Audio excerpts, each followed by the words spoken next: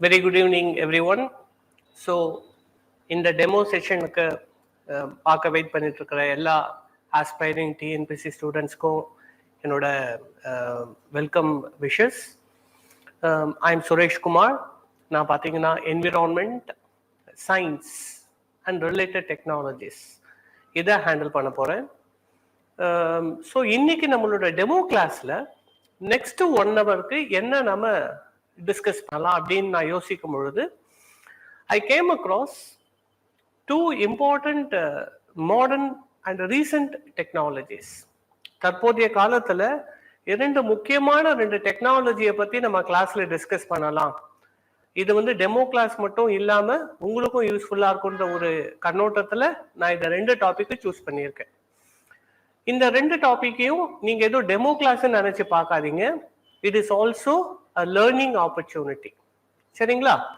So அந்த 2 டெக்னாலஜியில் நீங்கள் எப்படி நினைக்கக்கூடாதுன்னா, எப்பவுமே நம்ம லேர்ன் பண்ணும் பொழுது ஒரு டாப்பிக்கை எடுத்துக்கிட்டு அந்த டாப்பிக்கு உள்ளே போய் நம்ம படிக்க ஆரம்பிப்போம். நீங்கள் என்ன நினைக்கக்கூடாதுன்னா, இது first topic. For example, mRNA vaccine technology நான் சொல்லியிருக்கேன். mRNA வேக்சின் இதை பார்க்கும் பொழுது இது என்னமோ mRNA வேக்சின் பற்றிய மட்டும் தகவல்கள் அப்படின்னு நினைக்காம, இந்த mRNA வேக்சினுக்குள்ளேயே வேக்சினை பற்றிய புரிதலும் வரும். இந்த ட்ரெடிஷ்னல் வேக்சின்ஸ் என்ன அந்த ட்ரெடிஷ்னல் வேக்சின்ஸ்க்கும் mRNA வேக்சின்ஸ்க்கும் இருக்கக்கூடிய வித்தியாசங்கள் என்ன, இது எல்லாமே நீங்க அப்படியே புரிஞ்சுக்கணும். ஸோ டாபிக் மட்டும் இல்லாம அந்த டாபிக்கை சுத்தி இருக்கக்கூடிய மற்ற விஷயங்களையும் நீங்க கவனிக்க தவறிடாதீங்க. ஸோ இந்த ஒரு சின்ன முன்னுரையோட நம்மளுடைய கிளாஸுக்குள்ள போகலாம்.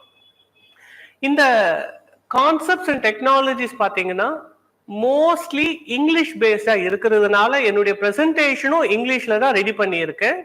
ஆனா அதை பத்தி நீங்க கவலைப்படாதீங்க. நான் பேசும் பொழுதும் அந்த கான்செப்ட்ஸ் உங்களுக்கு சொல்லும் பொழுதும் அதை நான் உங்களுக்கு தமிழ்ல சொல்லுவேன். அதனால அதை பத்தி பிரச்சனை இல்லை. Just listen. கவனமா அடுத்த 45 நிமிஷத்துல இருந்து 1 மணி நேரம் வரைக்கும் இதை கவனமா பார்க்கலாம். ஸோ இதுல ஃபர்ஸ்ட் mRNA வேக்சின் டெக்னாலஜின்னு இருக்கு இல்லையா? சரி, அதை பத்தி பார்க்கலாம்.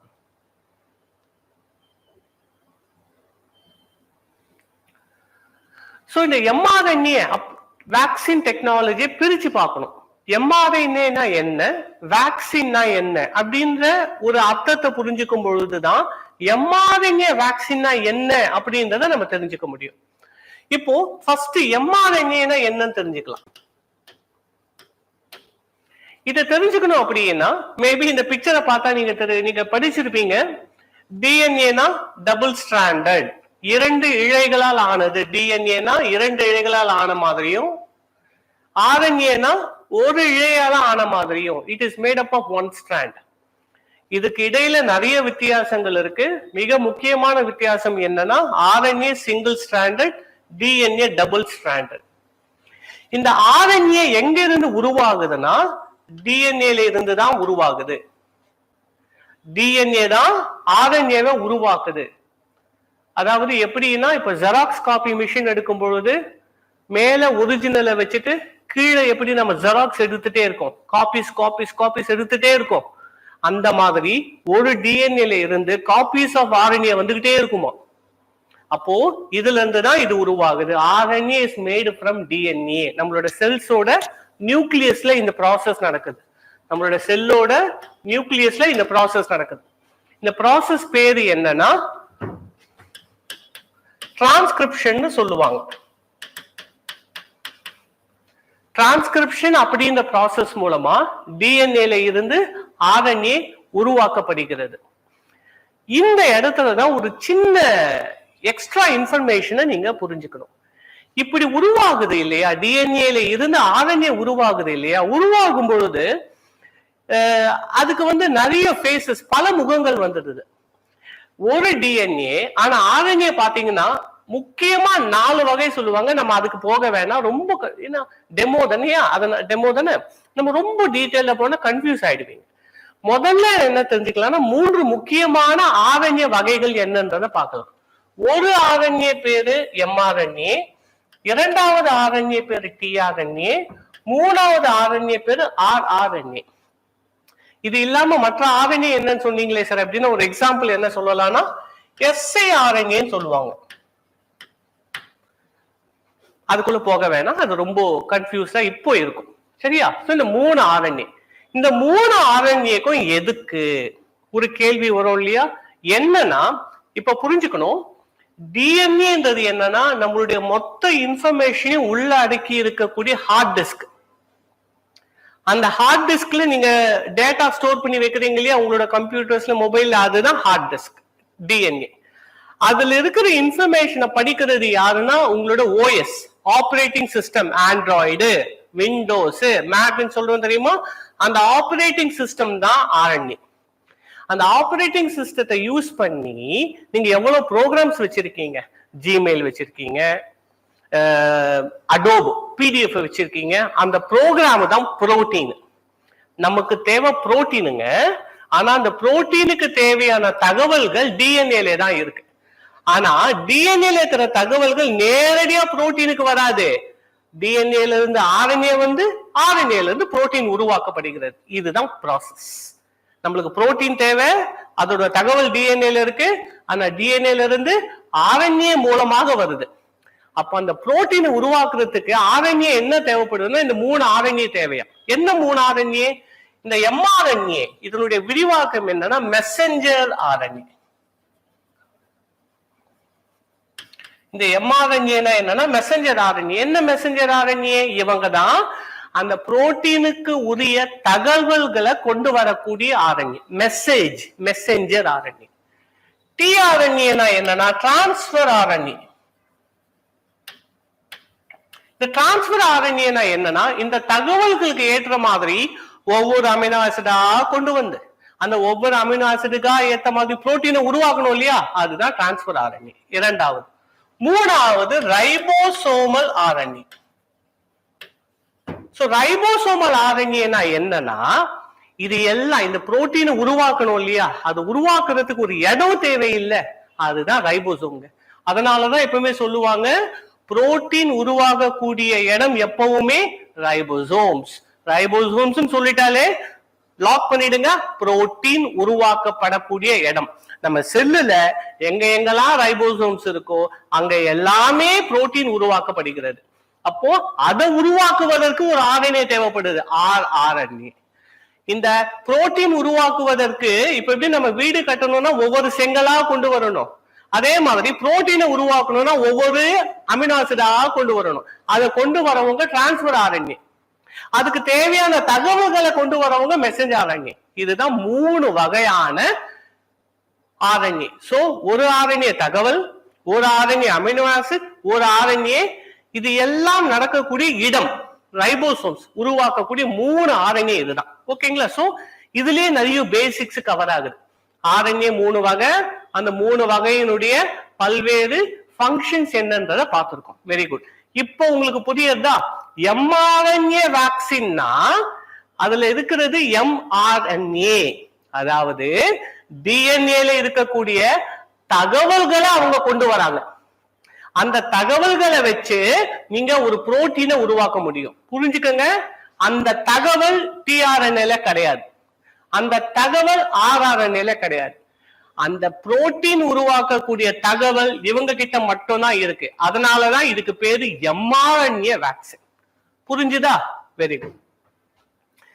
இப்போ நெக்ஸ்ட் எம்ஆர்என்ஏ பார்த்தோம் இல்லையா? அடுத்தது வேக்சின்னா என்ன? தடுப்பூசி நம்ம தமிழ்ல சொல்லுவாங்க. வேக்சின்னா தடுப்பூசி. சரி, தடுப்பூசினா என்ன?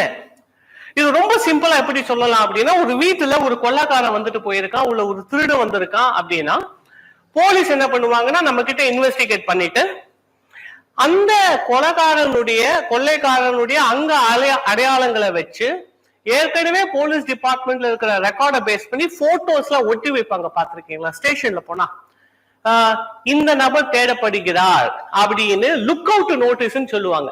Look out. ஓகே, அந்த லுக் அவுட் நோட்டீஸ் போட்டோ வச்சிருப்பாங்க. ஒருவேளை நீங்க அந்த போட்டோவை பார்த்துட்டு ரோட்ல போகும்போது அந்த திருடனை பாத்தீங்கன்னா, ஐயோ நான் அங்க பார்த்த அதே திருடுனா இவன் அப்படின்னு சொல்லிட்டு போலீஸ் கிட்ட இன்ஃபார்ம் பண்ணுவீங்க. போலீஸ் உடனே வந்து பிடிச்சிருவாங்க. இந்த கதையை கவனிச்சிங்களா? இதே வேலைதான் நம்ம உடம்புக்குள்ளேயே நடக்கணுங்க. ஒரு நோய் கிருமி தான் திருட நம்ம உடம்புக்குள்ள போயிட்டு எல்லாத்தையும் அலங்கோலம் பண்ணி ரொம்ப டேமேஜ் பண்றாங்க. இதை தடுக்கக்கூடிய ஆற்றல் இம்யூன் சிஸ்டத்துக்கு இருக்கு. நம்மளுக்கு போலீஸ் இருக்கிற மாதிரி நம்ம உடம்புக்கு யாருன்னா போலீஸ், நம்ம உடம்போட போலீஸ் யாருன்னா தடுப்பு இம்யூன் சிஸ்டம், நோய் தடுப்பாற்றல் அப்படின்னு சொல்லுவாங்க இம்யூன் சிஸ்டம். இந்த இம்யூன் சிஸ்டம் ஒரு நோய் வந்து, நம்ம ஊர்ல போலீஸ் எப்படி வேலை செய்யும் கவனிச்சிருக்கீங்க இல்லையா? நம்மளாம் தான் உருவாக்கணும். சோ அவங்க வந்து அவங்க அதை கண்டுபிடிச்சு அந்த ஒவ்வொரு கொலைகாரனையும் கண்டுபிடிச்சு கைது செஞ்சு அவங்கள ரிமூவ் பண்றதுக்குள்ள ரொம்ப நேரம் ஆயிடும். இந்த நேரம் ஆகிறதுக்குள்ள உடம்பு பாதிக்கப்பட்டு சில பேர் இறந்தும் போயிடுவாங்க. அப்ப சயின்டிஸ்ட் என்ன யோசிக்கிறாங்கன்னா, இதை இன்னும் சீக்கிரம் செய்யலாமா அப்படின்னு செய்யக்கூடிய ஒரு விஷயத்தை தான் என்ன பண்றாங்கன்னா வேக்சின் செய்யறாங்க. ஒரு நோய் உள்ள வந்து மல்டிப்ளை ஆகி நோய் உருவாக்குவதற்கு முன்னாடியே, அதாவது ஆக்சுவலா திருடன் வர்றதுக்கு முன்னாடியே திருடனோட போட்டோ ஒட்டி வைக்கணும் தெரியுமா? திருடனோட போட்டோ பாத்தீங்கன்னா திருடனோட முகத்தை பார்த்த மாதிரி. அதே மாதிரி ஒரு நோய் கிருமி வருதுன்னா நோய் கிருமி வர்றதுக்கு முன்னாடியே நோய் கிருமி மாதிரியே ஒன்ன உருவாக்கி நீங்க உள்ள அனுப்பிச்சிட்டீங்கன்னு வைங்க, இப்ப போலீஸ் ரெடியா இருப்பாங்க, நம்ம இம்யூன் சிஸ்டம் ரெடியா இருப்பாங்க. நெக்ஸ்ட் டைம் நோய் கிருமி உள்ள வந்தாங்கன்னா உடனே அவங்கள கிளியர் பண்ணிடுவாங்க. இதுதான் வேக்சின், தடுப்பூசி. சோ தடுப்பூசி எப்படி வேலை செய்யுதுன்னா, இட் ஒர்க்ஸ் பை இமிட்டேட்டிங்னா அவங்கள ஒத்து இருக்கிறது, அவங்கள மாதிரியே இருக்கிறது. நான் சொன்ன போட்டோ எக்ஸாம்பிள் ஞாபகம் வச்சுக்கோங்க. It imitating bacteria or virus. நோய் கிருமி மாதிரியே ஒரு பொருளை உருவாக்கி அந்த பொருளை நம்ம உடம்புக்குள்ள செலுத்தும் போது நம்மளுடைய இம்யூன் சிஸ்டம், நம்மளுடைய நோய் தடுப்பாற்றல் இந்த மாதிரி உள்ள வந்த பொருளை கவனிச்சு அதை விலக்கி வைக்கிறதுனால அடுத்த முறை உண்மையாலுமே அந்த நோய் கிருமி வந்ததுன்னா, ஏற்கனவே ஒரு தடவை நம்ம வேக்சின் எடுத்திருக்கோம் இல்லையா, அதனால ரொம்ப சீக்கிரமா அந்த நோய் கிருமியை வெளியேற்றுவாங்க. சோ ரொம்ப சிம்பிளா என்ன சொல்லலாம்னா, வேக்சின்ஸ் என்ன பண்றாங்கன்னா ட்ரெயின் அவர் இம்யூன் சிஸ்டம், நம்மளுடைய நோய் தடுப்பு ஆற்றலை ட்ரெயின் செய்யக்கூடிய ஒரு முயற்சி தான் வேக்சின்ஸ். சார் வேக்சின்ஸ் தான் ஓகே சார், ஒரு நோய் கிருமியா உள்ள வந்தா பிரச்சனை. ஏன்? அந்த நோய் கிருமி உடம்புல போயிட்டு உங்களுக்கு நோயை உருவாக்குவாங்க, உங்களுடைய ஆர்கன்ஸை பாதிப்பாங்க, ரொம்ப மோசமான நிலைமையா இருந்தா உயிர் கூட போகும்.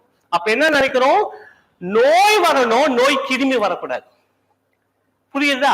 அப்போ எந்த வகைகள் மூலமா இந்த வேக்சினை உருவாக்க முடியும்? நம்மளுக்கு வேக்சின் என்னன்னா நோய், அதாவது திருட மாதிரி இருக்க போட்டோ தான் வரணும், திருடனே வரக்கூடாது.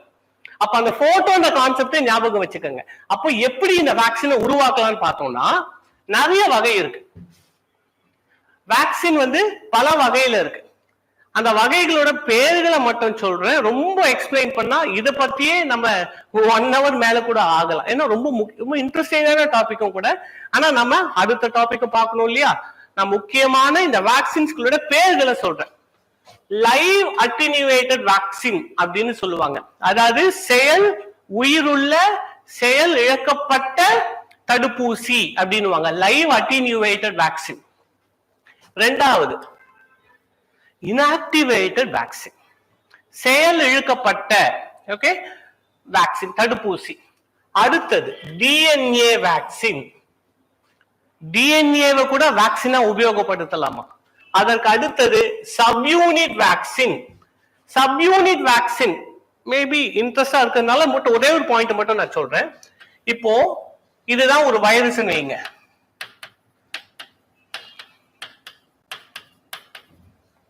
ஓகே, இதுதான் ஒரு வைரஸ் வைங்க.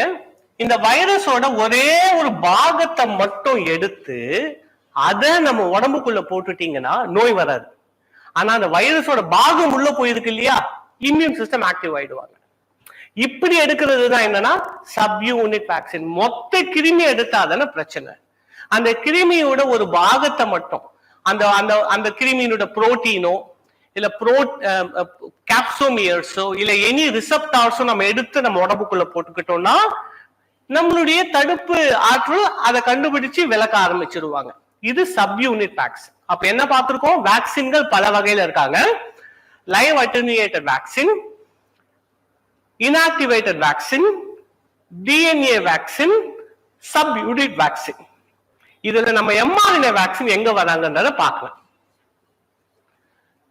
இப்பதான் நம்ம mRNA வேக்சினை பத்தி பார்க்க போறோம். இப்போ என்னன்னா mRNA என்னன்னு உங்களுக்கு தெரியும், வேக்சினா என்னன்றது புரிஞ்சிருப்பீங்க. நம்ம உடம்ப ட்ரெயின் பண்ணக்கூடியது, நம்ம இம்யூன் சிஸ்டத்தை ட்ரெயின் பண்ணக்கூடியதுதான் வேக்சின். இப்போ என்னன்னா இது ரெண்டுத்தையும் சேர்த்து பாருங்க. இப்போ வேக்சின்ல என்ன பண்றீங்க, நீங்க திருடரோட போட்டோவை கொண்டு வரீங்க. நம்ம இந்த கான்டெக்ட்ல பார்க்கலாம், ஒரு பாக்டீரியாவோ இல்ல ஒரு வைரஸோ அவங்களோட இன்ஃபர்மேஷன் உங்க உடம்புல வரணும். அவங்க இன்ஃபர்மேஷன் உடம்புல வந்ததுன்னா உங்க இம்யூன் சிஸ்டம்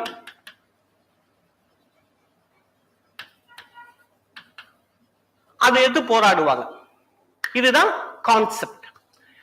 இப்ப என்ன செய்யறோம், மொத்த பாக்டீரியாவை எடுக்கிறதுக்கு பதில், இந்த பாக்டீரியாவோ வைரஸோ மொத்தத்தை எடுக்கிறதுக்கு பதில் இப்ப என்ன பண்றாங்கன்னா, நம்மளுக்கு ஒரு பேசிக் கான்செப்ட், நான் mRNA பத்தி சொன்ன ஞாபகம் இருக்கா, டிஎன்ஏ தான் இன்ஃபர்மேஷன் வச்சிருக்கிற டேட்டாபேஸ். அந்த டேட்டாபேஸ்ல இருக்கக்கூடிய தகவல்களை பரிமாற்றம் செய்யக்கூடிய வேலையை செய்யறது ஆர்என்ஏ.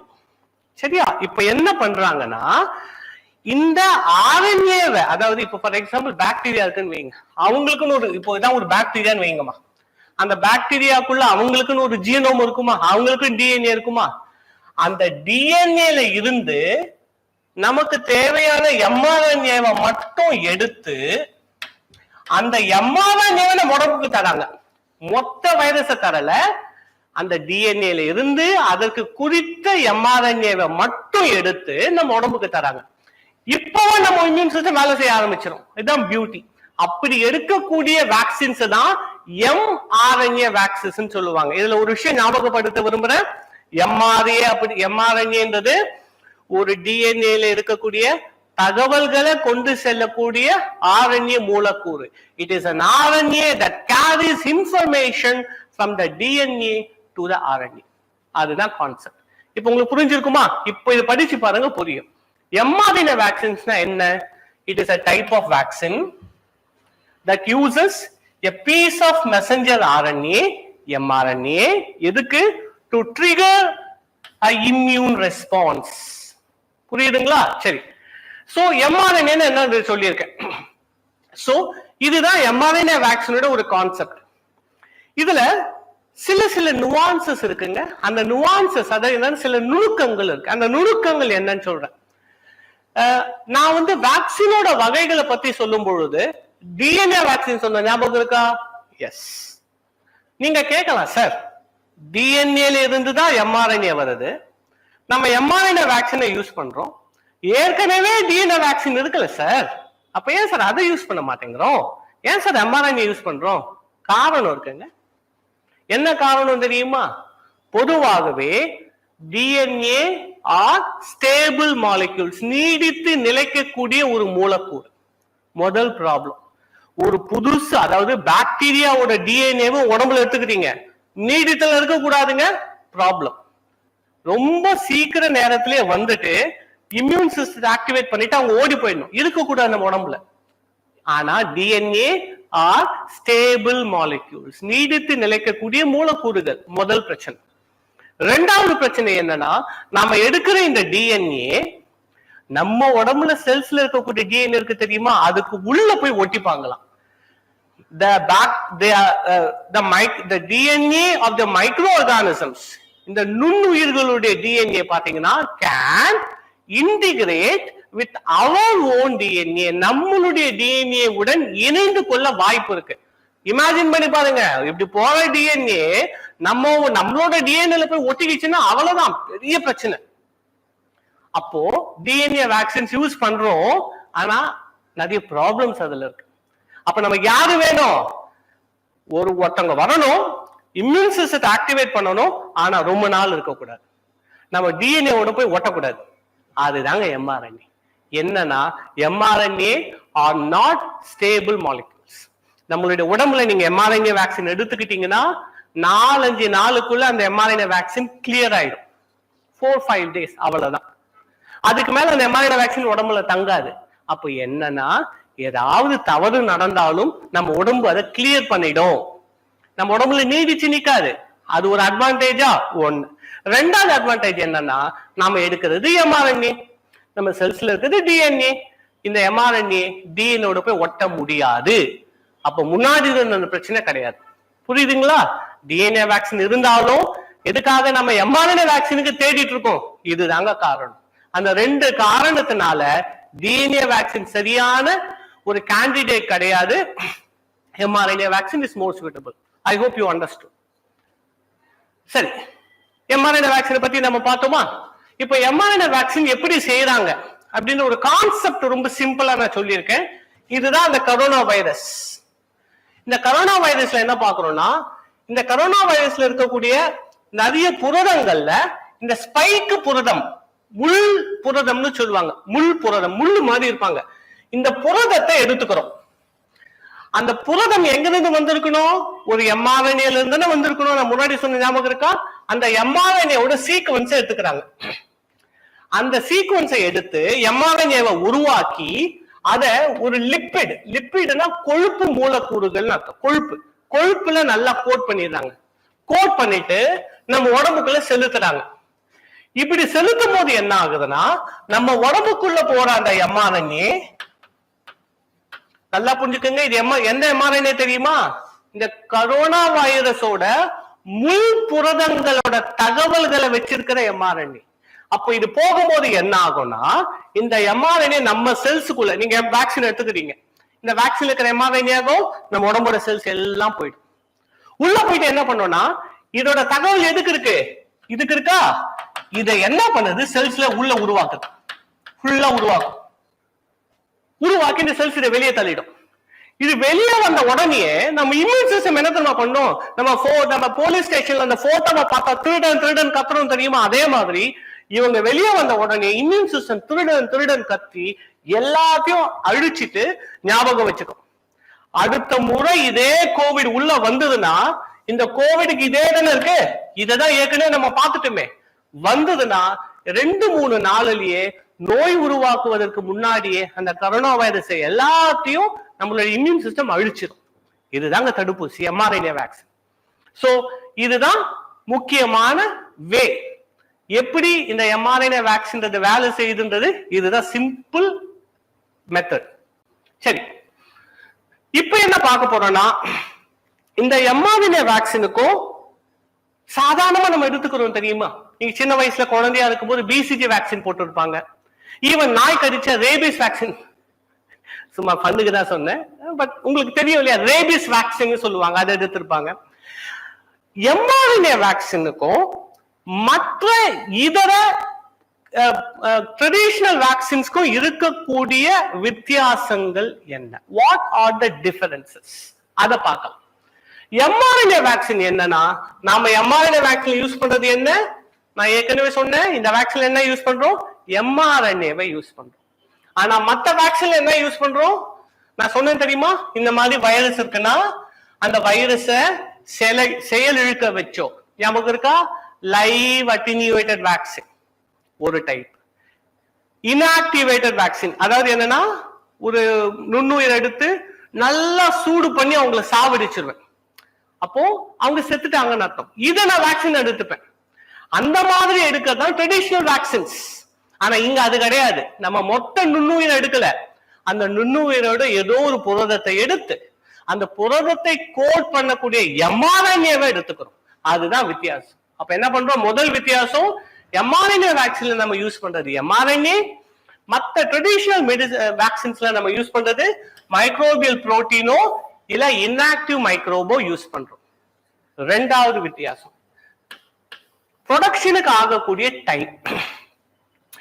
பொதுவாகவே ட்ரெடிஷனல் வேக்சின்ஸ் ப்ரொடியூஸ் பண்றதுக்கு ரொம்ப நாள் ஆகும்னு சொல்லுவாங்க. It takes more time to develop and synthesise traditional vaccines. நிறைய காரணங்கள் இருக்கு.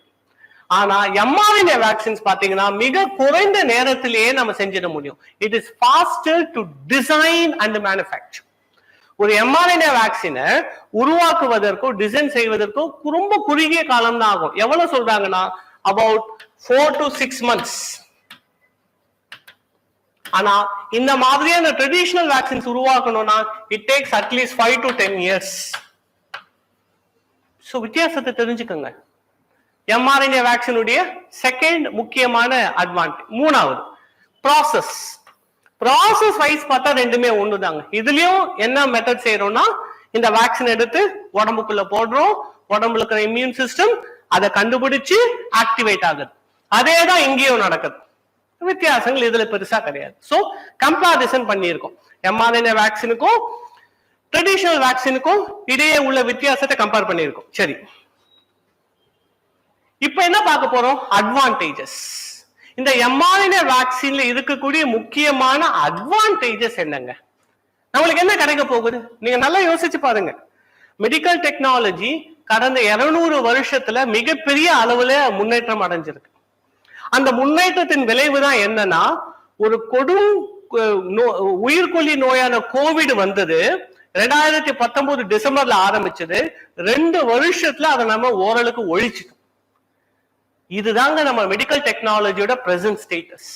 ஆனா நிறைய உயிர்கள் போச்சு, அது வேற விஷயம். ஆனா ஒரு கட்டத்துல நம்ம அதை வென்று விட்டோம் தான் சொல்ல முடியும். அதுக்கு முக்கியமான காரணம் யார் தெரியுமாங்க? நல்லா யோசிச்சு பாருங்க, வேக்சின்ஸ் தாங்க. வேக்சின்ஸ் மட்டும் இல்ல வைங்களா, இன்னமும் கோவிட் நம்ம கிட்டே தான் இருந்திருக்கும். ஏன்னா அதுக்கு மெடிசின்ஸ் டைரக்டா கிடையாது. அப்படியே இருக்கிற மெடிசின்ஸும் எக்ஸ்ட்ரீம்லி போட்டன்ட், ரொம்ப சைடு எஃபெக்ட் தரக்கூடிய ஒரு மெடிசின்ஸா இருக்கு. So vaccines very important. அப்படிப்பட்ட வேக்சின்ஸ்ல mRNA வேக்சின்ஸோட அட்வான்டேஜஸ் என்ன? ஃபர்ஸ்ட் அட்வான்டேஜ் ஏற்கனவே சொன்ன ராபிட் டெவலப்மெண்ட். சோ இதுக்கு என்ன தெரியுமாங்க? mRNA வேக்சினுக்கு என்ன தெரியுமா தேவை? இப்போ ஒரு கொரோனா வைரஸ் இருக்கு, உங்களுக்கு கொரோனா வைரஸே வேணாம். ஏன்னா உலகம் ஃபுல்லா இந்த கொரோனா வைரஸ் சீக்வன்ஸ் பண்ணிட்டாங்க, டிஎன்ஏ சீக்வன்ஸ் பண்ணிட்டாங்க. அந்த சீக்வன்ஸ் தெரிஞ்சா போதும், அந்த டிஎன்ஏ சீக்வன்ஸ் தெரிஞ்சா போதும், அதுல இருந்து நம்ம mRNA நாமளே உருவாக்க முடியும். அந்த mRNAல இருந்து வேக்சின் உருவாக்க முடியும். உங்களுக்கு கரோனா வைரஸ் இருக்குன்னு அவசியமே கிடையாதுங்க. வீட்டுல இருந்துகிட்டே உங்ககிட்ட டெக்னாலஜி இருந்ததுன்னா இந்த வேக்சின் உருவாக்க முடியும். Rapid development first advantage. Second advantage என்ன தெரியுமா? கஸ்டமைசேஷன். இப்ப எப்படி நம்ம ஒரு டேபிள் வாங்குறோம்னா இங்க டிராயர் வைங்க, இங்க எக்ஸ்ட்ரா ஒண்ணு வைங்கிற மாதிரி mRNA வேக்சின் அக்கா நம்ம டிசைன் பண்ண முடியும். ஏன்னா mRNA நம்மளுக்கு அந்த சீக்வன்ஸ்ல இருந்து உருவாக்குறோம் இல்லையா, ஆர்என்ஏ, டிஎன்ஏல இருந்து ஆர்என்ஏ உருவாக்குறோம். அது உருவாக்கும் போது என்ன மாற்றங்கள் வேணாலும் நம்மளால கொண்டு வர முடியும், கஸ்டமைசேஷன். ஆனா மத்த வேக்சின்ஸ்ல இந்த கஸ்டமைசேஷன் பண்ண முடியாது, கஷ்டம். செகண்ட் அட்வான்டேஜ் என்னன்னா கஸ்டமைசேஷன், அதாவது mRNA vaccines can be easily modified. ரெண்டாவது. மூணாவது, broad protection. அதாவது அவங்க தரக்கூடிய பாதுகாப்பு பல்வேறு வகையான நோய்களுக்கு பாதுகாப்பா அமைகிறது. எந்த அளவுக்கு? நான் ஒரு எக்ஸாம்பிள் சொல்றேன். இது எந்த மாதிரி நோய்களுக்கு எல்லாம் பாதுகாப்பு தராங்கன்னா,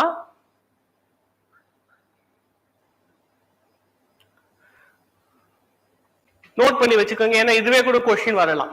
mRNA வேக்சின்ஸ் நீங்க கேள்விப்பட்டிருப்பீங்க, நியூஸ்ல படிச்சிருப்பீங்க, கரோனா வைரஸ்க்கு ரொம்ப உபயோகமா இருந்தது அதை தடுப்பதற்குன்னு. அது மட்டும் கிடையாதுங்க. இந்த mRNA vaccines can be used for many problems, many health problems. நீங்க கவனிச்சிருப்பீங்க, ஹெல்த் ப்ராப்ளம் சொன்ன, டிசீஸ் சொல்லல. இது ரொம்ப வித்தியாசம், முக்கியமான ஒரு விஷயம் நான் சொல்றேன். mRNA vaccines எதுக்கெல்லாம் யூஸ் பண்ணலாம்? What? Infectious diseases.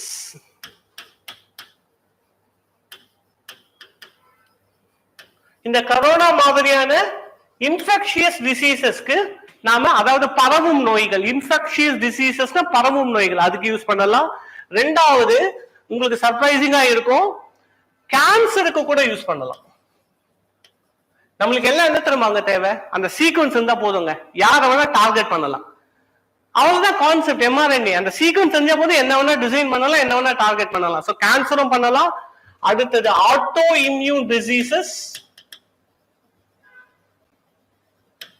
Auto immune diseases. அப்புறம் இன்ஃபேக்ட் அலர்ஜிக் டிசீசஸ்க்கும் இது தேவைப்படும். அலர்ஜிக் டிசீசஸ், அலர்ஜிக் சம்பந்தப்பட்ட நோய்களுக்கும் இந்த mRNA வேக்சின்ஸை யூஸ் பண்ணலாம். அடுத்து சொல்ல போறது உங்களுக்கு இன்னும் அதிர்ச்சியா இருக்கலாம், பட் அதான் உண்மை. சில ஜெனட்டிக் டிசீசஸ் கூட நம்ம mRNA வேக்சின் யூஸ் பண்ணலாம். ஜெனட்டிக் டிசீசஸ், இது என்னன்னா எனக்கு ரொம்ப ஆசையா இருக்கு, இதெல்லாம் சொன்னா இன்ட்ரெஸ்டிங்கா இருக்கும். ஆனா இந்த நேரத்துல டைம் இல்லாததுனால நான் என்னால சொல்ல முடியல. ஜெனட்டிக் டிசீசஸ்க்கும் எம்ஆர்ஐனுக்கும் என்ன சம்பந்தம்? ஆனா டைம் இல்லாதனால நான் மூவ் பண்ணிடுறேன். ஜெனட்டிக் டிசீசஸ், கடைசியா புதுசா உருவாகக்கூடிய நோய்கள், அதுக்கும் பாத்தீங்கன்னா எம்ஆர்ஐ வேக்சின் வரும். Emerging pathogens. சோ இந்த மாதிரியான பல உடல் சார்ந்த பிரச்சனைகளுக்கு எம்ஆர்என்ஏ வேக்சின் உபயோகப்படுத்த முடியும். அதுதாங்க இந்த பிராட் ப்ரொடெக்ஷன் விஷயம் நான் சொன்ன திரும்ப மூணாவது அட்வான்டேஜ்.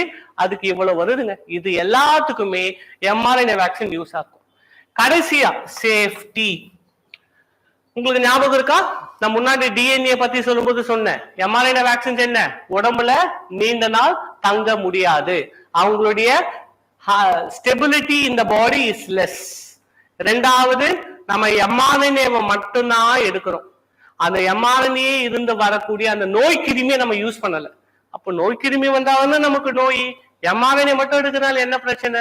பிரச்சனை கிடையாது. ரெண்டாவது, எம்ஆர்என்ஏ நம்ம டிஎன்ஏவோட போய் ஒட்டிக்காது. அப்ப அதனால இந்த மூணு விஷயத்தை பார்க்கும் பொழுதும் இட் இஸ் சேஃப்.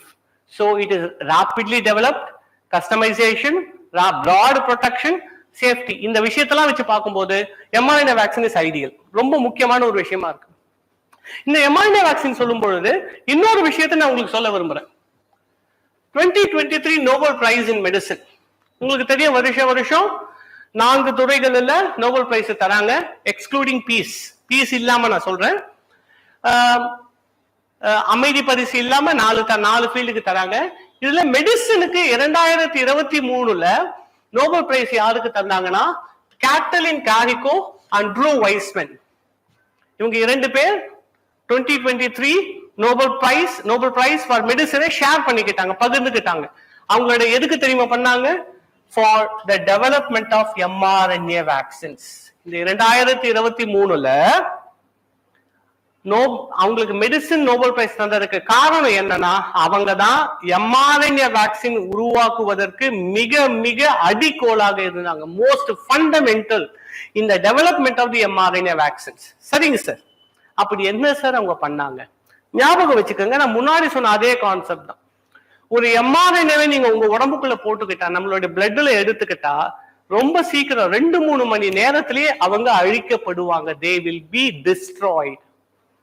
அப்போ ஒரு வேக்சின் எடுத்தீங்கன்னா எடுத்த 3-4 ஹவர்ஸ் அவங்க காலி. அப்போ எப்படி நம்ம இம்யூன் சிஸ்டத்தை அவங்க ட்ரிகர் பண்ணுவாங்க? முடியாது.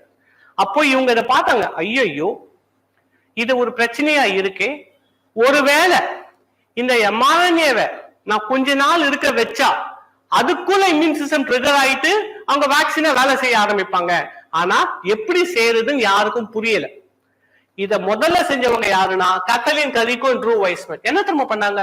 ரொம்ப சிம்பிளான ஒரு விஷயம் பண்ணாங்க. ஆர்என்ஏ சொல்லிட்டாலே உங்களுக்கு தெரியும், ஆர்என்ஏ டிஎன்ஏன்றது நைட்ரோஜனஸ் பேஸால உருவாக்கப்பட்டிருக்குன்றது உங்களுக்கு தெரிஞ்சிருப்பீங்க. Adenine, guanine, thymine, cytosine.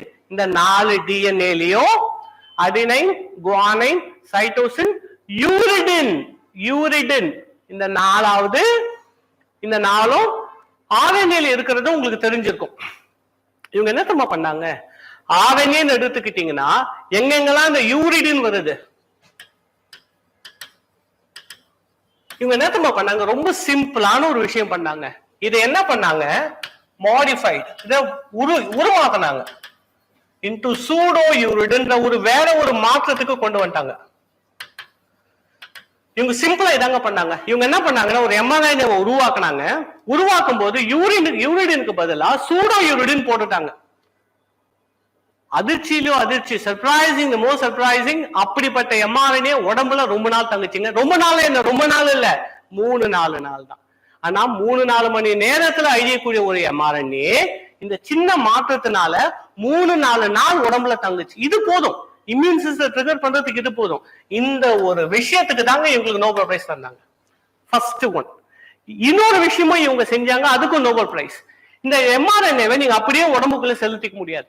என்னன்னா ரத்தத்துல இருக்கக்கூடிய அந்த என்சைம்ஸ் உடனே டீகிரேட் பண்ணிடுவாங்க. அப்ப என்ன நினைச்சாங்கன்னா இந்த எம்ஆர்என்ஏவை லிப்பிட் நானோ பார்ட்டிகல்ஸ், அதாவது நம்ம உருவாக்குற இந்த mRNA இருக்கு தெரியுமா, அது எல்லாத்தையும் ஒரு எண்ணெய் போன்ற பொருள் லிப்பிட் நானோ பார்ட்டிகல்ஸ்ல சுத்தி ப்ரொடெக்ட் பண்ணி நம்ம உடம்புக்குள்ள அனுப்புறாங்க. அப்போ அவங்க இன்னும் கொஞ்ச நாள் நீடித்து இருக்க முடியும், ஸ்டெபிலிட்டி இன்னும் அதிகமா இருக்கும். வெறும் mRNA எடுக்கிறதுக்கு லிப்பிட் நானோ பார்ட்டிகல்ஸ் அனுப்புறாங்க. இந்த ரெண்டு விஷயத்துக்காக. என்ன விஷயம்? Modification of uridine to pseudouridine, mRNA mixed with lipid nanoparticles. இந்த ரெண்டு விஷயத்துக்கு தான் வச்சுதாங்க, நீங்க நம்பினா நம்ப மாட்டீங்க, COVID-19 அப்போ நம்ம mRNA வேக்சின் உருவாக்கும் பொழுது இந்த டெக்னாலஜி தாங்க யூஸ் பண்ணாங்க. இது இல்லைன்னா அந்த விஷயம் நடந்திருக்காது. அதுக்காக அவங்களுக்கு 2023 நோபல் பிரைஸ் இன் மெடிசன் தரப்பட்டது. சோ இதுவும் ஒரு முக்கியமான இன்ஃபர்மேஷன், நம்ம எடுத்த டாபிக்கு முக்கியமான ஒரு இன்ஃபர்மேஷன். சரி, இது வரைக்கும் நல்ல விஷயம் பார்த்தோம். சேலஞ்சஸ் ஏதாவது இருக்கா? எஸ். முதல் சேலஞ்ச் என்னன்னா டெலிவரி. என்ன டெலிவரி? நான் முன்னாடி சொன்னேன் தெரியுமா, அது இன்னும் பிரச்சனை. mRNA பாத்தீங்கன்னா ஃப்ராஜைல், ரொம்ப எளிதாக உடையக்கூடியது, பழுதாக கூடியது. ரெண்டாவது, they can be easily degraded. நம்ம உடம்புக்குள்ள போச்சுன்னா அவங்க அழிக்கப்படுவாங்க, ரொம்ப எளிதா அழிக்கப்படுவாங்க. அது முதல் பிரச்சனை. என்ன பிரச்சனை? they are fragile and easily degraded. first problem. second problem என்னன்னா immune response. இது என்ன சார் இம்யூன் ரெஸ்பான்ஸ் அப்படின்னா, நீங்க கவனிக்கணும், நம்ம இம்யூன் சிஸ்டம், நம்மளுடைய நோய் தடுப்பாற்றல் அப்படின்றது என்னன்னா, நம்ம உடம்புக்குள்ள எந்த ஒரு மூலக்கூறு புதுசா போனாலும் அதை அழிக்கக்கூடிய வேலை தான் இம்யூன் சிஸ்டம்.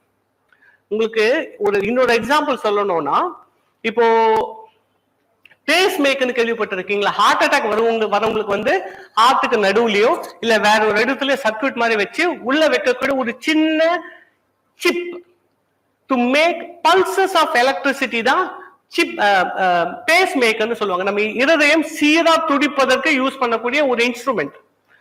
உள்ளுக்குள்ள பேஸ் மேக்கர் வச்சிட்டீங்கன்னு வைங்களா, 2-3 வருஷம் கழிச்சு எடுத்து பாத்தீங்கன்னா அதை சுத்தி இம்யூன் செல்கள் வந்து அடிச்சு அடிச்சு அடிச்சு ஒரு திக்கான லேயரை உருவாக்கி இருக்குமாங்க. பேஸ் மேக்கரை எதுக்குங்க இம்யூன் சிஸ்டம் பண்றாங்க, போய் அட்டாக் பண்றாங்கன்னா இம்யூன் சிஸ்டத்தோட வேலை அதுதான். புதுசா எது போனாலும், இன்ஃபேக்ட் நம்ம நிறைய பேர் எலும்பு உடையும் பொழுது உள்ள பிளேட் வைப்பாங்க தெரியுமா, பிளேட்டுக்கும் அதே கதி தான்.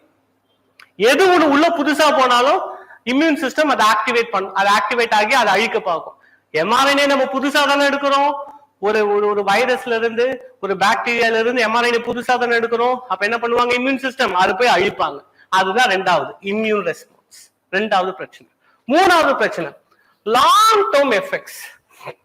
லாங் டேர்ம் எஃபெக்ட்ஸ்னா என்னன்னா, இது கொஞ்சம் என்ன விஷயம்னா, என்னதான் நம்ம அறிவியல்ல இன்னும் இந்த அளவுக்கு நம்ம வளர்ந்து இருந்தாலும் ஒரு காரியம் செய்யும் பொழுது அதனுடைய முழுமையான விளைவு என்னன்றது நமக்கு இப்ப தெரியாதாங்க, பின்னாடிதான் தெரியுமா.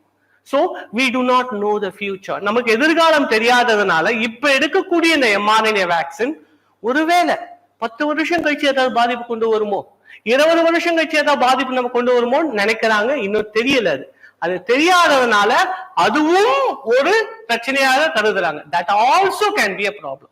so mRNA வேக்சினோட டிஸ்அட்வான்டேஜஸ் என்னன்னா, ஒன்னு இந்த mRNA உள்ள செலுத்தும் போது இருக்கக்கூடிய பிரச்சனை டெலிவரி ப்ராப்ளம்ஸ், செகண்ட் இம்யூன் சிஸ்டத்தினால வரக்கூடிய பிரச்சனை, மூணாவது நமக்கு தெரியாத எதிர்கால பிரச்சனைகள் லாங் டேர்ம் எஃபெக்ட்ஸ். இதுதான் இதோட ப்ராப்ளம்ஸ். அடுத்தது அப்ளிகேஷன்ஸ். இத பத்தி நான் உங்களுக்கு ஏற்கனவே சொல்லிட்டேன். இது வந்து முக்கியமான எக்ஸாம்பிள்ஸ். எந்த நாடுகள்ல எந்த கம்பெனிஸ் இதை உருவாக்குறாங்க, டிஎன்பிஎஸ்சி அதை கூட கேட்கலாம். என்ன கம்பெனிஸ் உருவாக்கி இருக்காங்கன்றத பாக்குறீங்க. அப்புறம் இது கூட பாத்தீங்கன்னா எக்ஸ்ட்ரா இன்ஃபர்மேஷன். என்ன இன்ஃபர்மேஷன் ஆட் பண்ணிருக்கேன்னா, இந்தியாவில் இருக்கக்கூடிய தடுப்பூசி உருவாக்கும் மையங்கள், major government won't vaccine production centres. இதுவும் உங்களுக்கு எக்ஸ்ட்ரா இன்ஃபர்மேஷனா தந்திருக்கேன். கடைசியா இந்த டாபிக்கோட எண்ட்ல ஒரு கொஸ்டின்ஸோட நான் முடிச்சிருக்கேன். இந்த கொஸ்டின்ஸ் நீங்க ட்ரை பண்ணி பாருங்க. இப்ப நீங்க கிளாஸ் லிசன் பண்ணீங்க இல்லையா, இப்போ இதை நான் திரும்ப சொன்னா கொஞ்சம் டைம் ஆகும். Regarding the safety profile of mRNA vaccines, which of the following statement is correct? சேஃப்டியினுடைய கவனத்தை கொண்டு கீழ்வரும் அந்த ஸ்டேட்மெண்ட்ல எது சரியான ஸ்டேட்மெண்ட்? ட்ரை பண்ணி பாருங்க, ஆன்சர் ஷேர் பண்ணுங்க. அடுத்த டாபிக் ரீயூசபிள் லான்ச் வெஹிக்கிள்ஸ், மறுசுழற்சி செய்யக்கூடிய ஏவுகணை வாகனம். ஓகே, சோ மறுசுழற்சி ரீயூசபிள். இப்ப நம்மளுடைய எக்கானமி எல்லாமே எதை எல்லாத்தையும் ரெக்கவரி பண்ணணும், ரீயூஸ் பண்ணணும், ரீசைக்கிள் பண்ணணும்னு பேசிட்டு இருக்கோம். ஆனா இதுல ரொம்ப கஷ்டப்பட்டு ரீசைக்கிள் பண்ண முடியாத ஒரு விஷயம் என்ன தெரியுமா?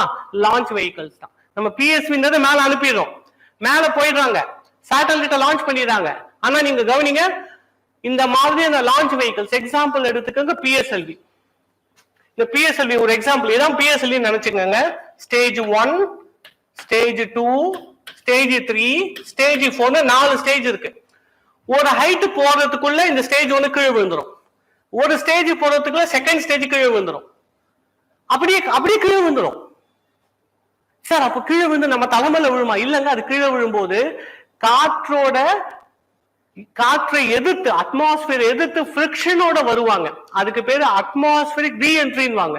அப்படி வரும்பொழுது நிறைய சமயம் எரிஞ்சு சாம்பல் ஆயிடுவாங்க. அதனால நமக்கு பிரச்சனை கிடையாது. ஆனா இன்னொரு விஷயம் என்ன, இவங்க போறது எரிஞ்சிட்டு கீழே விழுந்துறாங்க, வேஸ்ட்.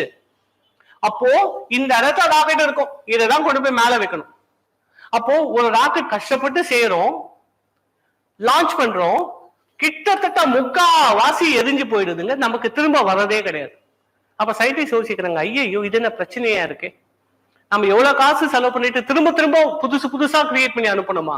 அப்ப யோசிக்கிறாங்க, நாம ஒண்ணு டிசைன் பண்ணலாம். டிசைன் பண்ண முடியும் என்னன்னா, மேபி 1-2 ஸ்டேஜ் மட்டும் எரியிட்டோம், மிச்சது முழுசா நமக்கு வரணும், அதையே திரும்ப யூஸ் பண்ணணும். இந்த கான்செப்ட் தான் ரீயூசபிள் லான்ச் வெஹிக்கிள்ஸ். சரியா? இதுவும் பாத்தீங்கன்னா அடுத்து முக்கியமான ஒரு டாபிக். சோ இத பத்தி நாம பார்க்கலாம் இப்போ. சோ லான்ச் வெஹிக்கிள்ஸ்னா என்ன அப்படின்னா, லான்ச் வெஹிக்கிள்ஸ் ரொம்ப சிம்பிளா சொல்லணும்னா, launch vehicles carry satellites and other instruments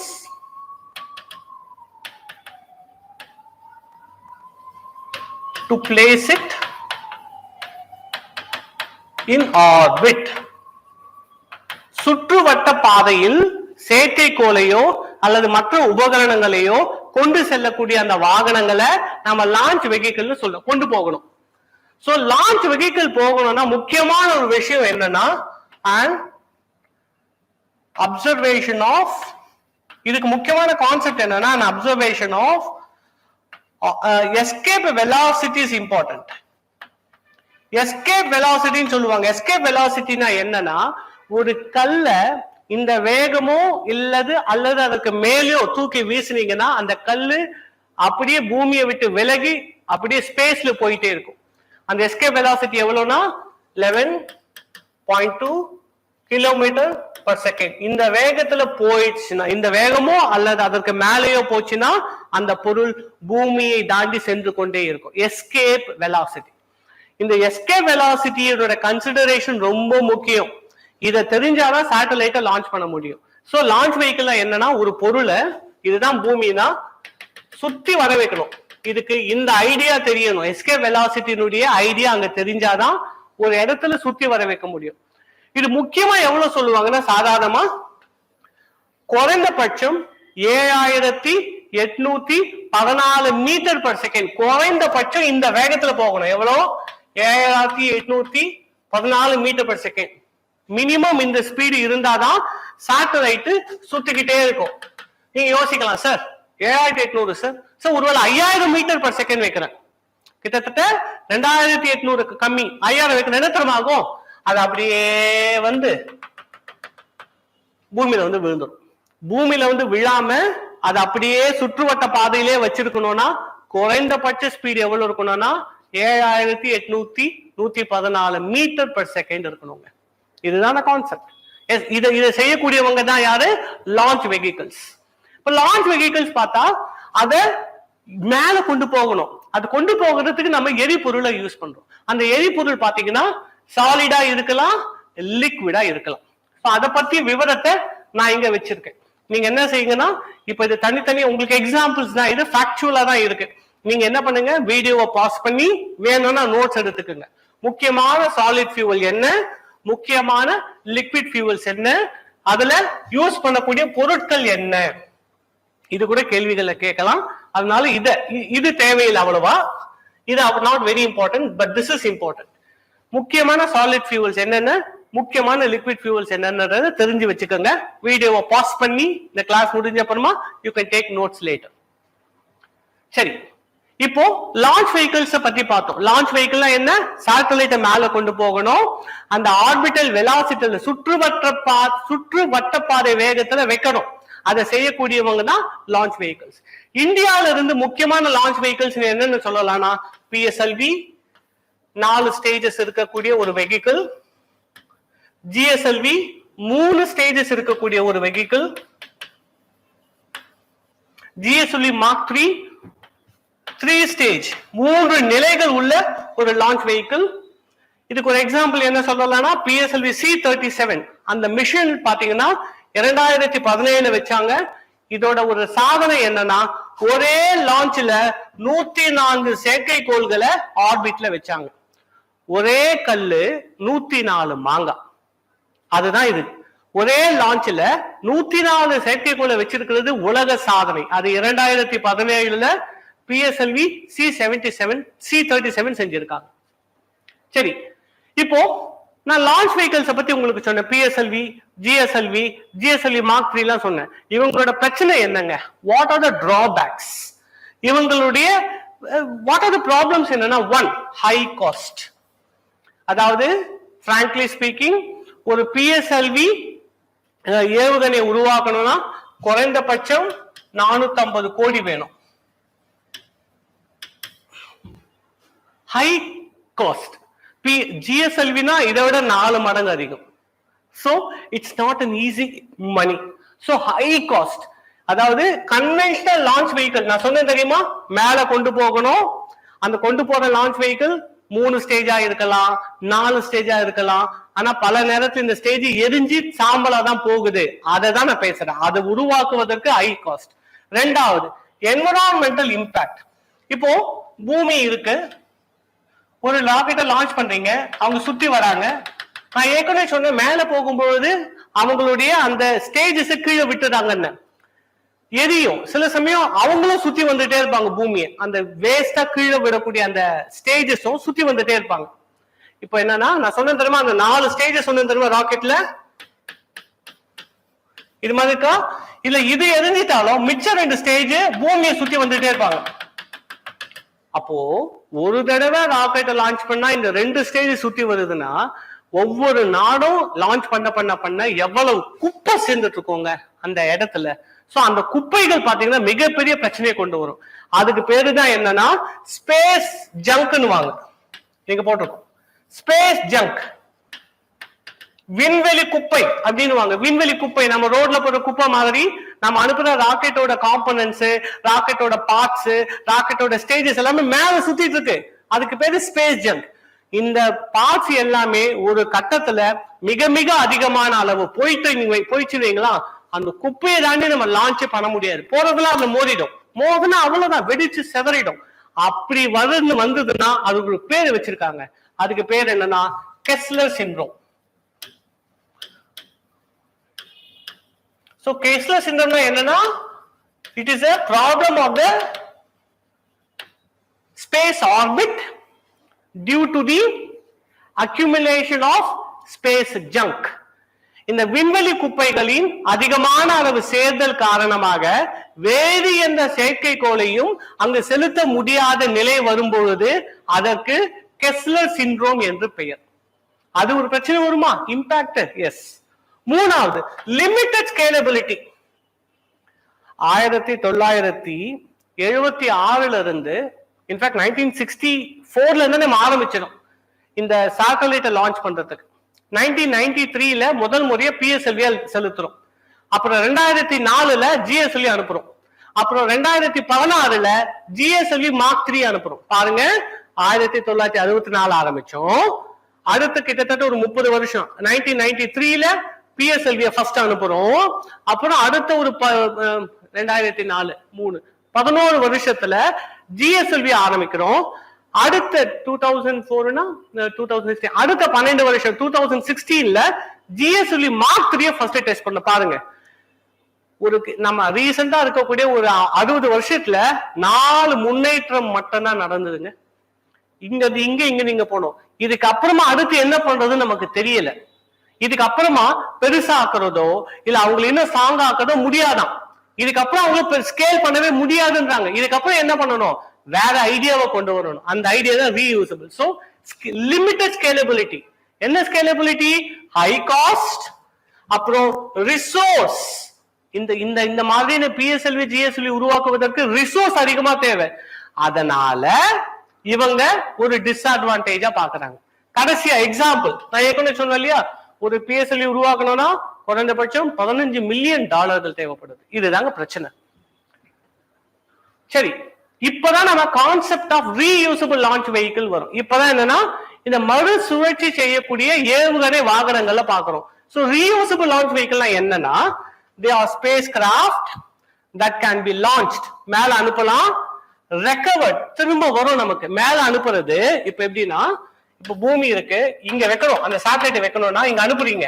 இவங்க அங்க சேட்டலைட்டை வச்சுட்டு திரும்ப வந்துருவாங்க. அவங்க அங்கேயே நின்றுட்டு குப்பை ஆயிட மாட்டாங்க, இதை வர வழியில எரிஞ்சிட மாட்டாங்க. they will come back and relaunch multiple times. திரும்ப நம்ம அவங்களை அனுப்பலாம், திரும்ப மேல போயிட்டு கீழே வருவாங்க, திரும்ப இப்படி சுழற்சி செஞ்சு கொண்டே இருக்கிறது தான் என்னன்னா ரீயூசபிள் லான்ச் வெஹிக்கிள்ஸ். சோ இந்த ரீயூசபிள் லான்ச் வெஹிக்கிள் என்ன செய்யலாம்னா, ஒன்னு ஃபர்ஸ்ட் ஸ்டேஜ், நான் சொன்னது ஒரு ராக்கெட் இருக்குன்னா 3 ஸ்டேஜ் இருக்கலாம், 4 ஸ்டேஜ் இருக்கலாம். இது என்னன்னா சில ரீயூசபிள் லான்ச் வெஹிக்கிள்ல ஒரு ஸ்டேஜ் மட்டும் நம்ம யூஸ் பண்ண முடியும், ரீயூஸ் பண்ண முடியும்.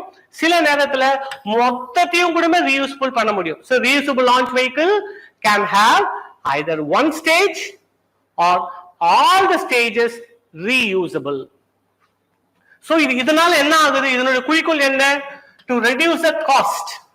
இந்த விண்வெளிக்கு நம்ம அனுப்பக்கூடிய செயற்கைக்கோளுக்கு ஆகக்கூடிய செலவை குறைப்பதுதான் எங்களுடைய முக்கியமான வேலை. சரி, எதுக்கு சார் இது வேணும்? நம்ம கன்வென்ஷனல் லான்ச் வெஹிக்கிள்ஸோட டிஸ்அட்வான்டேஜ் பார்த்த ஞாபகம் இருக்கா? காஸ்ட், ரிசோர்ஸ் இன்டென்சிவ்னஸ் பார்த்தோம் தெரியுமா? இப்ப நம்ம என்ன பார்க்க போறோம்னா, எதுக்காக இந்த ரீயூசபிள் லான்ச் வெஹிக்கிள் வேணும்? ஒன்னு, எக்கானமிக் எஃபிஷியன்சி. ஏன்னா ஒரு பொருளை ஏவுகணை மேல அனுப்புறீங்க, திரும்ப அவங்க உங்ககிட்ட வராங்க, நீங்க திரும்ப செலவு பண்ண வேணாம், திரும்ப அவங்கள வச்சு இன்னொரு செயற்கைக்குள்ள அனுப்பலாம். சோ காசு குறையும் இல்லையா? So dramatically reduces the cost per launch. ஒவ்வொரு ஏவுகணை செலுத்துவதற்கும் தேவையான பணம் குறைகிறது. ரெண்டாவது, நான் ஏற்கனவே சொன்னேன் இல்லையா, மேல குப்பை சேருவதும் குறையுது. என்விரான்மெண்டல் கன்சிடரேஷன்ஸ், அதுவும் நமக்கு நன்மையா இருக்கு. மூணாவது, இப்போ நீங்க திரும்ப திரும்ப அதை அனுப்புறதுனால இது வந்த உடனே அடுத்த 10 நாள்லயோ அடுத்த 20 நாள்லயோ அடுத்த 1 மாசத்துலயோ திரும்ப நீங்க லான்ச் பண்ணலாம். இல்லைன்னா திரும்ப ஆகணும், PSLV அனுப்பிட்டு திரும்ப ஃபர்ஸ்ட்ல இருந்து ஒரு PSLV உருவாக்கணும், அனுப்பிட்டு திரும்ப ஃபர்ஸ்ட்ல இருந்து உருவாக்கணும். ஆனா இங்க அந்த பிரச்சனை கிடையாது. திரும்ப திரும்ப you can keep sending rockets many times. பல முறைகள் நம்மளால செயற்கைக்கோளை செலுத்த முடியும். சோ இன்க்ரீஸ் லான்ச் ஃப்ரீக்வன்சி, மூணாவது அட்வான்டேஜ். நாலாவது அட்வான்டேஜ் என்னன்னா, ப்ரோமோட்டிங் ஸ்பேஸ் எக்ஸ்ப்ளோரேஷன். அதாவது இந்த மாதிரியான மிஷன்ஸ் தான் பாத்தீங்கன்னா மார்ஸுக்கு நம்ம மனிதனை அனுப்பக்கூடிய டெக்னாலஜிக்கும் யூஸ் ஆகக்கூடும்னு சயின்டிஸ்ட் சொல்றாங்க. சோ ஸ்பேஸ் எக்ஸ்ப்ளோரேஷன், இந்த 4 விஷயத்துக்காக ரீயூசபிள் லான்ச் வெஹிக்கிள்ஸ் நமக்கு தேவைப்படுறாங்க. காசை குறைக்கிறதுக்கு, மேல சுற்றுவட்ட பாதையில் ஏற்படக்கூடிய குப்பைகளை குறைக்கிறதுக்கு, அதிகமான அளவு லான்ச் செய்வதற்கு, மற்றும் வெளி கிரகங்களையோ வெளி இடங்களையோ நாம எக்ஸ்ப்ளோர் பண்றதுக்கு, இது எல்லாத்துக்குமே தேவைப்படுது. சோ இதுல என்னென்ன டெக்னாலஜி யூஸ் பண்றாங்க? ரீயூசபிள் லான்ச் வெஹிக்கிள் இருக்கக்கூடிய டெக்னாலஜி என்னன்னா, vertical take off and landing. இது என்னன்னா, நீங்க பொதுவா பார்த்திருப்பீங்க, லான்ச் இருக்குன்னா கீழே ஏறியும் நேரா போகும், இது வெர்டிகல் டேக் ஆஃப் பண்ணுவாங்க. ஆனா மேல போறாங்க, போயிட்டு சேட்டலைட்டை வச்சுட்டாங்க, கீழே வராங்க, அவங்க எப்படி வருவாங்க? அப்படியே வந்து கீழே குதிச்சிருவாங்களா? கிடையாதுங்க, ஏர்கிராஃப்ட் மாதிரி லேண்ட் ஆவாங்க. பாத்துருக்கீங்களா ஏர்கிராஃப்ட் எப்படி லேண்ட் ஆகும்? இதுக்கு பேர் என்னன்னா ஹாரிசான்டல் அர்த்தம். So it can be launched vertically, வெர்டிகலா லான்ச் ஆகும். ஆனா இறங்கும் போது ஏர்கிராஃப்ட் மாதிரி வந்து இறங்குமா. இது ஃபர்ஸ்ட். Second, heat shield. ஏன்னா இவங்க அட்மாஸ்பியரை தாண்டி வரும்பொழுது அவங்களுக்கு ஹீட் ஷீல்டு தேவை.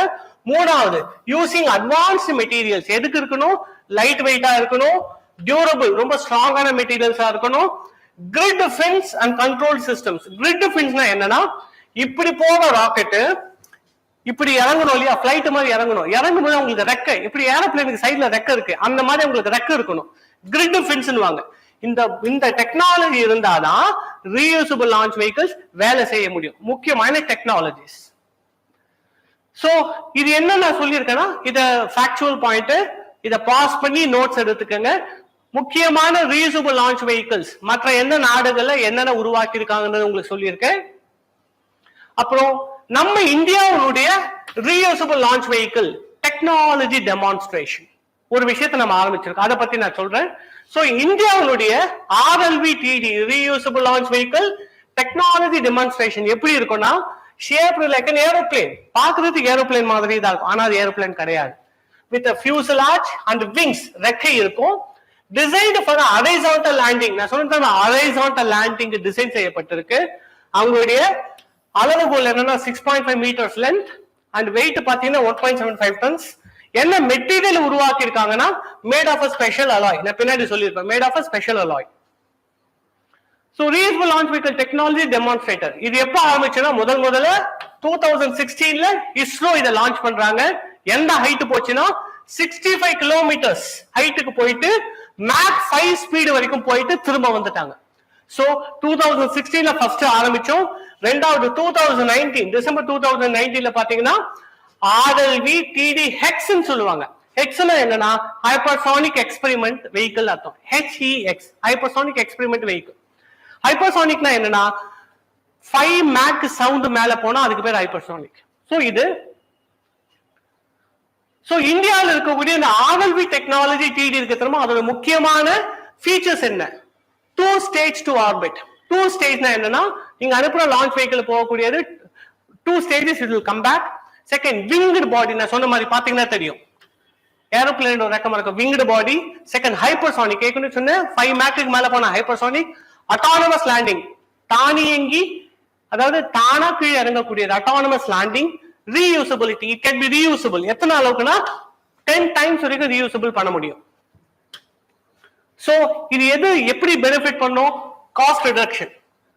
நம்மளுடைய ஸ்பேஸ் மிஷன்ஸோட காஸ்ட் குறைக்கும். ரெண்டாவது குளோபல் காம்படிட்டிவ்னஸ். எப்போ காஸ்ட் குறையுதோ ஆட்டோமேட்டிக்கா நம்மளுடைய இண்டஸ்ட்ரி, ஸ்பேஸ் இண்டஸ்ட்ரி காம்படிட்டிவ் ஆக ஆரம்பிச்சிடும். மூணாவது டெக்னாலஜிக்கல் அட்வான்ஸ்மெண்ட்ஸ். நாலாவது இதெல்லாம் சேர்ந்து வரும்போது economic growth like space tourism. So இதுதான் என்னன்னா நான் என்னுடைய இந்த 2 செஷன்ல சொல்ல வேண்டிய விஷயங்கள். கொஞ்சம் டைம் இருக்கிறதுனால இந்த செகண்ட் டாபிக் கொஞ்சம் வேகமா போற மாதிரி ஆயிடுச்சு. பட் இதுல ஏதாவது உங்களுக்கு வேணும்னா அந்த ஸ்லைடை மட்டும் பாஸ் பண்ணிட்டு நோட்ஸ் எடுத்துக்கோங்க. ஏன்னா இந்த விஷயம், இந்த ஸ்லைட்ஸ் எல்லாமே உங்களுக்காக எஃபர்ட் போட்டு எடுத்தது. சோ 2 டாபிக் நான் பண்ணணும்னு நினைச்சேன். I have conveyed it. I hope this demo class was useful to you, and once again அடுத்து வரப்போற prelims examinationல உங்களோட பெஸ்ட் தாங்க. My best wishes for your preparation. Thank you all. See you later. Classes for TNPC will begin from 22nd of January. January 22ல இருந்து நம்மளோட classes ஆரம்பமாகும். So thank you. கிளாஸ்ல உங்களை எல்லாரையும் பார்க்கலாம். Bye.